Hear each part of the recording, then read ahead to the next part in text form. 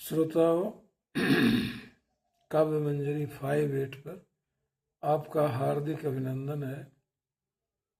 आज जो मानस प्रसंग की चर्चा जो होगी वो वहाँ से होगी कि राम जी दशरथ जी को ढाढ़स बंधाकर कहते हैं कि मैं पुनः आ रहा हूँ, आपसे ये करूँगा, आपका दंडवत करूँगा। अभी मैं माता जी से जा रहा हूँ विदा लेने, उनसे आज्ञा लेने जा रहा हूँ। बहुत व्याकुल हो जाते हैं दशरथ जी, कोई उत्तर नहीं देते हैं। उनको लगता नहीं है कि अब क्या करें, मतलब व्हाट टू डू। उनको अब समझ ही नहीं आ रहा है कि अब क्या करें। अब तो बात खुल गई, अब राम जी जाने को तैयार हैं और कुछ कह भी नहीं सकते हैं। दशरथ जी बिल्कुल लाचार हैं, विवश हैं। और ये बात जो है पूरे नगर में फैल गई है। तमाम जो ये हैं,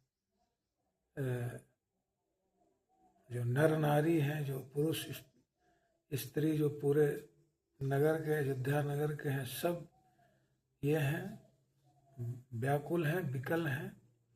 और सब इस बात से बिल्कुल आश्चर्यित हैं, अचरज में हैं कि भाई इस तरह का निर्णय दशरथ जी ने क्यों लिया। और इस बात से भी अचरज में है कि कैकेयी जो राम को इतना मानती थी, वो आखिर इसके दिमाग में आज क्या हो गया, कौन सा पागलपन घर कर गया कि जो आज इस तरह की डिमांड रख दी। और जबकि वो जो डिमांड रखी वो तो पहले ही ग्रांटेड था। 2 डिमांड तो उसके ग्रांटेड थे पहले ही। तो इसी बात पर सबको अचरज हो रहा है कि दशरथ का इस तरह का निर्णय और कैकेयी का इस तरह का बर्ताव राम के साथ, जिसे वह प्राण के समान मानती थी, भरत जी से जरा सा भी कम नहीं समझती थी। आखिर उसके दिमाग में आज कौन सी बात घर कर गई कि इस तरह की बिल्कुल अनुचित डिमांड रख दी। अनुचित मैं इस माने में कह रहा हूँ कि भरत जी का राज्याभिषेक तो चलिए होता है, राजघरानों में ऐसा हुआ है कि बड़े भाई के रहते भी छोटे भाई को राज्याभिषेक हुआ है। लेकिन इस कंडीशन तक तो सही था। लेकिन एक और जो कंडीशन लगा दी कि राम को बन जाना होगा, ये बड़ा अनुचित, ये बहुत ही अनुचित कंडीशन था या डिमांड जो कह लीजिए। खैर, तो उसके बाद राम जी जाते हैं कौशल्या जी से आज्ञा मांगने। अब यहीं से यह प्रसंग की शुरुआत होगी। अब उधर गए हैं राम जी मांगने आज्ञा कौशल्या जी से, और इधर जो है पूरे नगर के जो स्त्री पुरुष हैं सब आपस में बातचीत कर रहे हैं। ये स्वाभाविक है, इतनी बड़ी घटना है और इसके बारे में चर्चा तो बिल्कुल लाजमी है, चर्चा होगी ही। इस तरह की समझिए कि इतनी बड़ी घटना है और इसकी चर्चा न कैसे होगी, वो भी राजघराने से संबंधित। खैर, तो यहीं से मैं आगे बढ़ता हूँ कि क्या क्या जो नगर वासी हैं क्या क्या कह रहे हैं, यहीं से शुरुआत में करता हूँ। मिले ही मांझ विधि बात बिगाड़ी, जह तह देहि कै कहीं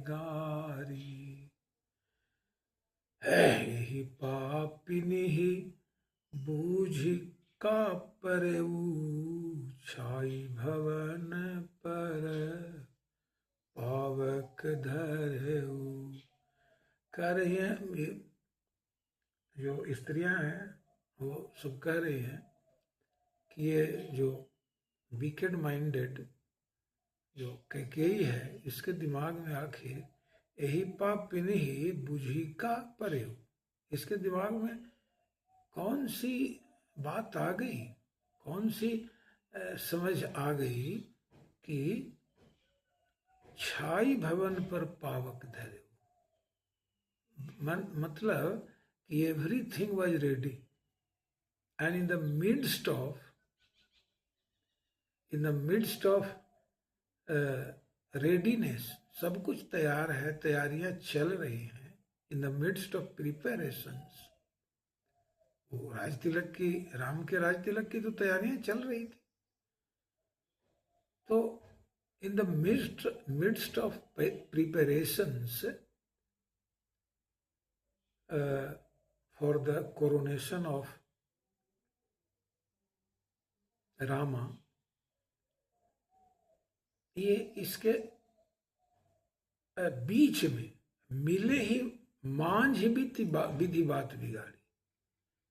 माने स्त्रियां कह रही है कि God has turn the table upside down, यानी वो कह रही हैं कि बात बिगाड़ दी, अपसेट द प्लान। जो योजना थी राम के राज्याभिषेक की, जो योजना थी, जो प्रस्ताव था, उसके बीच में ही विधि ने, विधाता ने सब कुछ अपसेट कर दिया, सब कुछ बिगाड़ दिया। जहता देहि कह कहीं गारी। ये स्वाभाविक है, इस तरह के लिए जो भी जिम्मेवार होता है वो तो लोगों की गालियां सुनता है, भले सामने कोई गाली न दे, पीठ पीछे ही सही, लेकिन गालियां तो वो सुनता है। कोई भी व्यक्ति हो, स्त्री हो पुरुष हो, गालियां सुनने का वो हकदार होता है, जो इस तरह की घटनाओं के लिए जिम्मेवार होता है। खैर,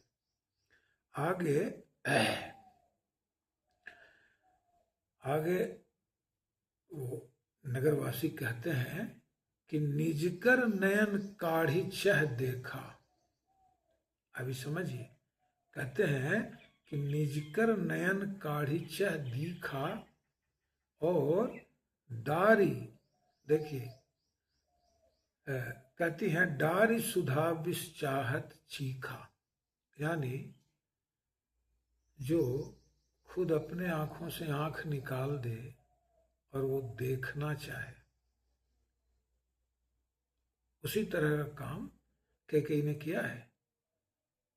जैसे कोई आदमी अमृत को, सुधा को गिरा दे, सुधा को डारी सुधा विष चाहत चीखा, और अमृत को गिरा दे और विष को, जहर को वो चीखना चाहे, स्वाद लेना चाहे। यही काम कैकेयी ने किया है कि आंखों के समान राम जी भी थे कैकेयी के लिए, उन आंखों को उसने निकाल दिया, यानी अयोध्या से निकाल बाहर कर दिया, वन भेज दिया। और वो क्या किया, अमृत को गिराकर और विष को चीखना चाह रही है, स्वाद लेना चाह रही है। आगे कहती है, नगर नारी कहते हैं कि कुटिल कठोर कुबुद्धि अभागी। कुटिल मतलब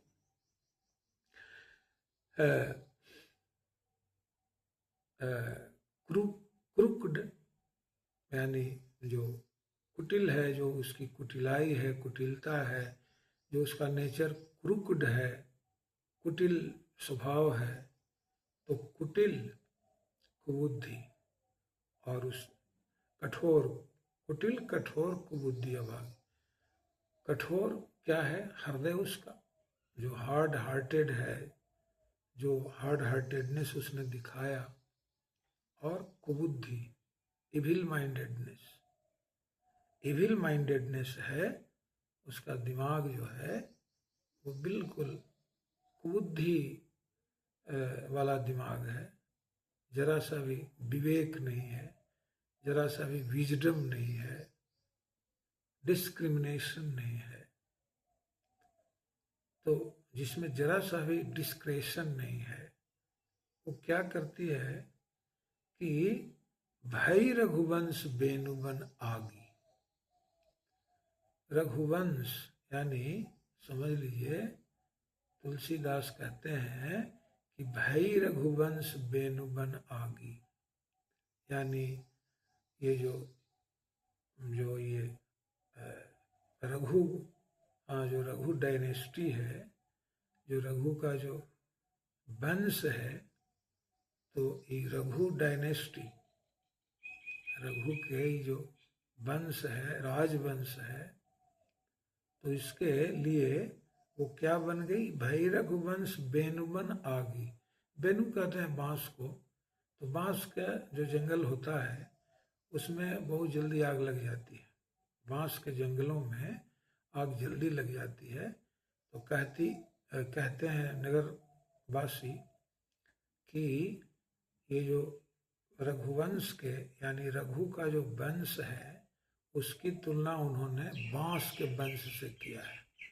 बांस का वंश से इसलिए भी किया कि बांस की जो जड़ें होती हैं उनको उखाड़ना बड़ा मुश्किल होता है, वो जल्दी नहीं माने उखड़ती हैं जड़ें। तो ये रघुवंश कुल है, रघुकुल जो है, इस कुल रघुकुल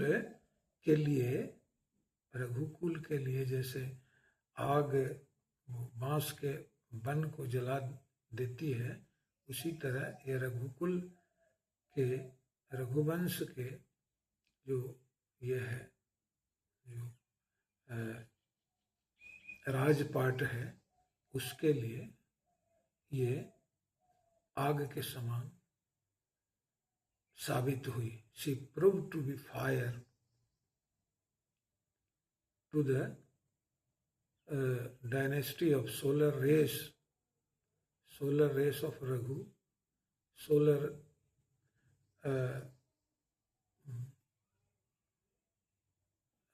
जीनियोलॉजी ऑफ रघु। ये जो सोलर रेस है, जो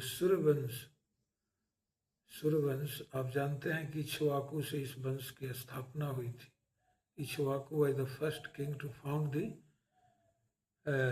फाउंड दिस डायनेस्टी।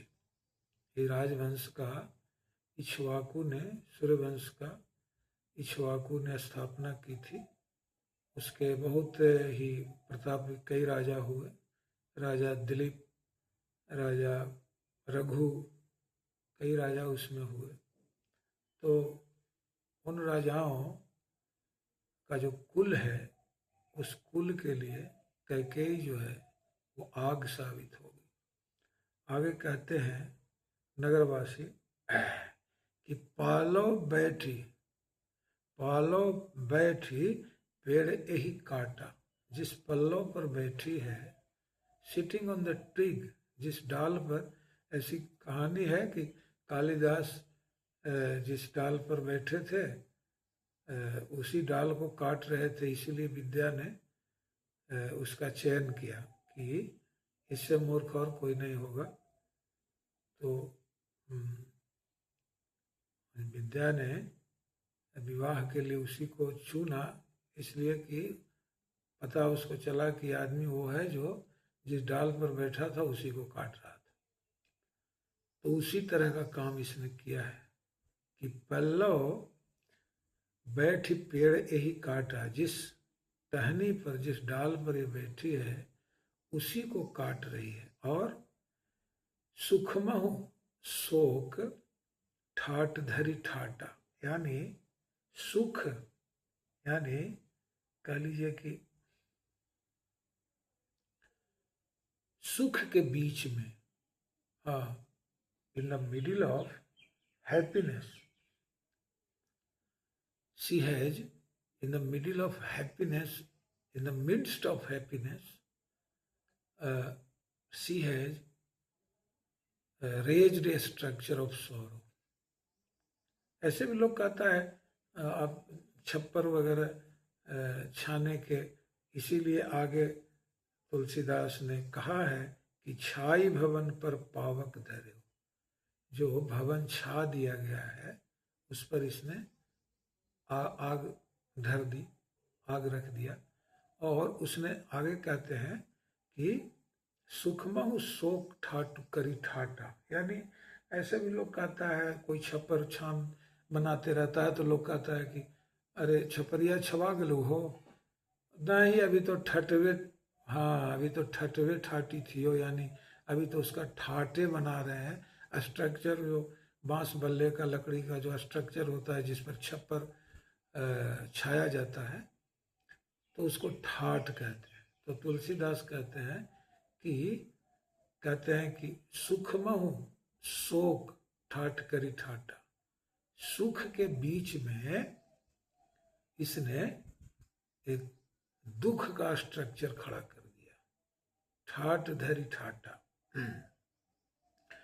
आगे कहते हैं कि सदा राम यही प्राण समाना, नगरवासी कहते हैं कि इस औरत को भगवान राम तो हमेशा प्राण के समान थे, प्राण के समान थे। कारण कवन कुटिल पंठाना, किस कारण से, for what reason, for what reason she has shown her evil mindedness, for what reason, या what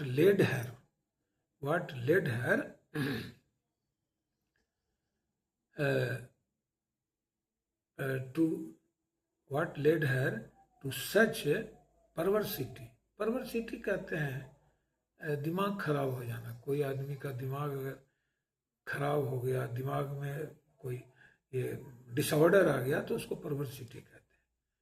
परवर्सन मतलब हिज माइंड हैज परवर्टेड, या somebody has perverted his mind, तो वो परवर्सन हो जाता है दिमाग में, तो उसकी अंग्रेजी परवर्सिटी होती है।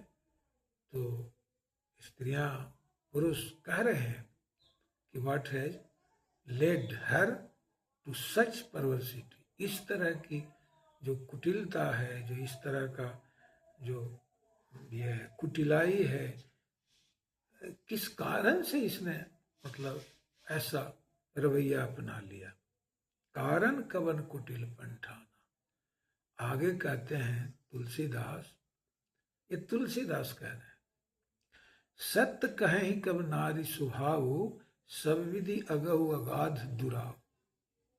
सत्य कहें कभी नारी सुभाव। तुलसीदास ने नारियों के बारे में कई जगह कई तरह की बातें कह दी है। कहीं कह दिया कि नारी सुभाव सत्य कवि कहेऊ, अवगुण आठ सदाउर रहे। तो कहीं कह दिया कि ढोल गंवार शूद्र पशु नारी, सकल ताड़ना के अधिकारी। अब क्या कह रहे हैं? कह रहे हैं कि सत्य कहीं कभी नारी सुभाव, सब विधि अगहु अगाध दुराहु। मतलब कि कवियों ने सत्य ही कहा है नारी स्वभाव के बारे में। क्या कहा है कि इन एवरी वे सब विधि अगह। अगह का मतलब होता है जो आपके दिमाग में नहीं आवे, आपकी समझ से जो परे है, जो इनकम्प्रिहेंसिबल है, अगह। फिर कहते हैं अगाध, अनफेदमेबल, जिसको आप नाप नहीं सकते हैं, यू कैनॉट फैदम इट, जो अनफेदमेबल है। जैसे सागरों को, समुद्रों को अनफेदमेबल कहा जाता है। वो कहता है शेक्सपियर एक जगह, full fathom 5 my father lies. तो ये फैदम जो है समुद्र के नापने का एक गेज है, समुद्र के नापने का एक पैमाना है फैदम। तो अनफैदमेबल, और आगे कहते हैं दुराव। दुराव का मतलब है जो आच्छादित हो, श्राउडेड इन मिस्ट्री, जो आच्छादित हो, रहस्य, जो रहस्य से आच्छादित हो, छाया हुआ हो, जिसका स्वभाव। आगे कहते हैं निज प्रतिबिंब बरुक गही जाई, जानी न जाई नारी गति भाई। कहते हैं कि अपनी जो छाया है, अपनी जो प्रति छाया है, अपनी जो परछाई है, उसको तो आप पकड़ ले सकते हैं। निज प्रतिबिंब बरुक गही जाई, कहते हैं कि it is easy to catch, गहना to catch the reflection of oneself। मैंने किसी कहा it is easy to catch one's reflections but difficult to जान ही न जाए नारी गति भाई, but difficult to know the ways of womanhood।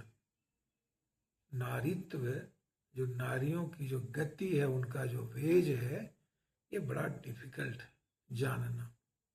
आगे कहते हैं काह न पावक जारी सक, का न समुद्र समाय। कहते हैं कि दुनिया में कुछ भी नहीं है जिसको आग जला न दे। What is there that fire can not burn, fire can not burn. कहते हैं फायर कैन नॉट कंज्यूम। फिर कान समुद्र समाई, कोई भी दुनिया में ऐसी चीज नहीं है जिसको समुद्र निगल न जाए।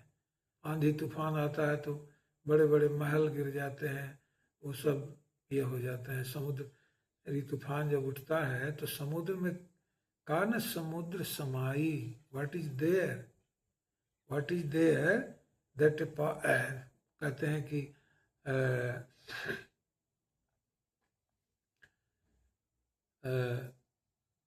What is there that can not be engulfed by the ocean. माने समुद्र सबको निगल जाए। और कान करे अबला प्रबल कही जग काल न खाई। कहते हैं तुलसीदास कि ये कहा जाता है, in common parlance it is said that नारी is powerless, woman is powerless, वो अबला है। लेकिन जब प्रबल हो जाए, कान करे अबला प्रबल कही जग काल न खाई। वो कहते हैं तुलसीदास इसीलिए कि जिमी स्वतंत्र हुई बिगरही नारी, जिमी स्वतंत्र हुई बिगरही नारी। यानी ये नहीं कि वो मतलब उनको आजादी ना मिले, इसके संदर्भ में उन्होंने नहीं कहा है। उनको आजादी मिले, लेकिन उनमें बेवार्डनेस नहीं आना चाहिए, उनको स्वेच्छाचारी नहीं होने देना चाहिए। ये बात पुरुषों के लिए भी है। जो स्वेच्छाचारी है, आजादी का मतलब कहा जाता है कि लिबर्टी इज नॉट लाइसेंस। अंग्रेजी में कहावत है लिबर्टी इज नॉट लाइसेंस। आजादी तो मिलनी चाहिए, लेकिन उसको आप लाइसेंस मत मान लीजिए।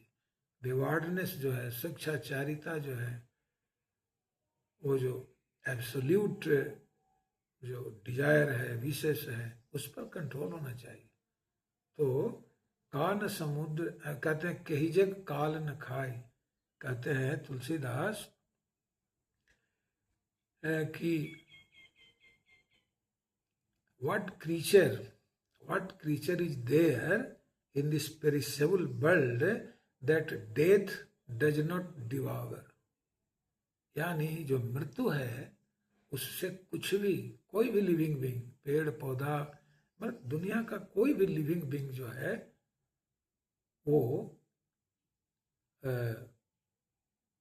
डेथ से बच जाए, काल से बच जाए।